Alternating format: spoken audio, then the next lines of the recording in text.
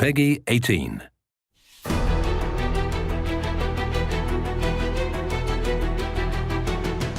When a game gets announced, your first feeling is, okay, are people going to like this? Are people going to get excited about this?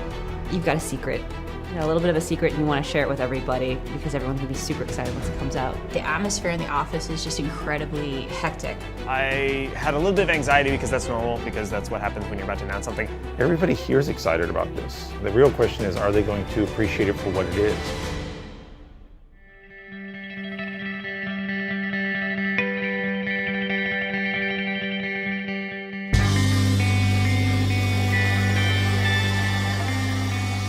The things that we think about and get really anxious about in the continuation of, such a big franchise like Borderlands is always are we providing something in the game that fans are going to react to and want? Sometimes I'm a little nervous that people will look at this and say, why isn't it Borderlands 3?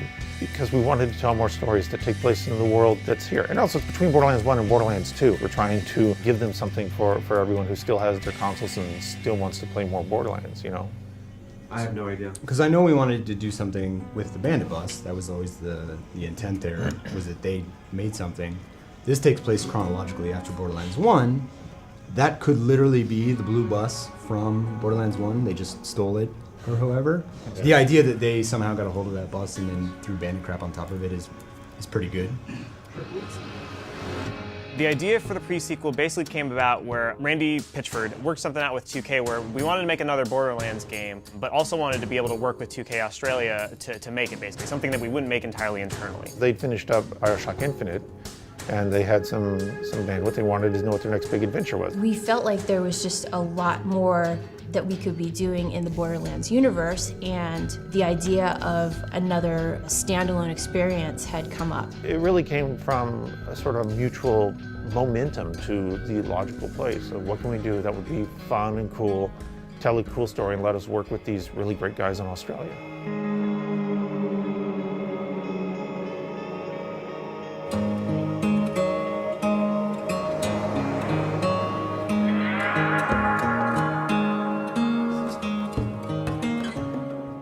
If we continue with that flip, here it won't be able to aim at you, it won't be able to shoot at you because it's not facing you. Yeah. Well, that's fine though, because that was the original problem that we were having. If we tried to turn him around, he would wig out of it. The AI component only supports 3. That's what I start thought. A loop and an end. So unless Pat codes in something specifically for its support for animation, so it looks good, we needed 3 parts. But that's why I was saying you could... 2K Australia was actually formed as Irrational Games Australia way back in 1999. We're celebrating our 15-year anniversary this year, same as Gearbox. It's a kind of a funny coincidence. We just kind of wrapped up 10 years of development on BioShock 1, 2 and BioShock Infinite last year, and that's when we came about working on this game, Borderlands, the pre-sequel. The way it generally works is I think a lot of the design and narrative stuff is handled over here. We have a lot of really talented art guys over in Dallas who handle a lot of the direction, which we then kind of implement over here. So there's a lot of different studios working on this, and we have to sort of juggle between it, but it seems to work pretty well. We've found a lot of similarities between the way we work, to the point where our strengths just come out naturally. I never would have expected that Australians would get along really well with Texans. There's just something between our 2 studios. We seem to get each other pretty well. It's very important that we reach our goals every week, because at this point there's nothing that we can say, oh, well, we keep it for later, we'll see that later, because there won't be any later. If there's a time in the project where everybody needs to give everything, it's right now.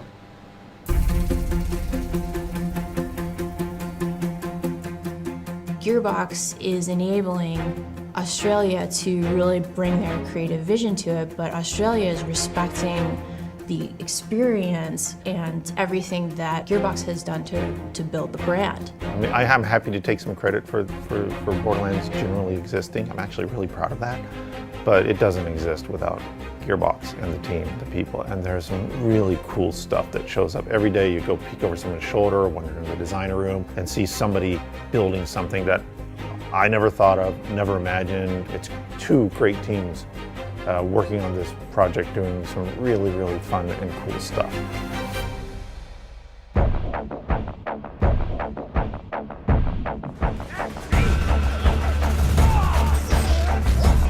Between Borderlands 1 and Borderlands 2, we have this really interesting story that we've never told. There are a couple of quests in this game that are just ridiculous. In Borderlands 1, the moon is a solid piece of rock. In Borderlands 2, it's all cracked and damaged. There's a space station up there. Handsome Jack is taking charge. It's fun delving into his character and getting to see another side of Jack and understand his story. I'm super stoked to bring that story to the players.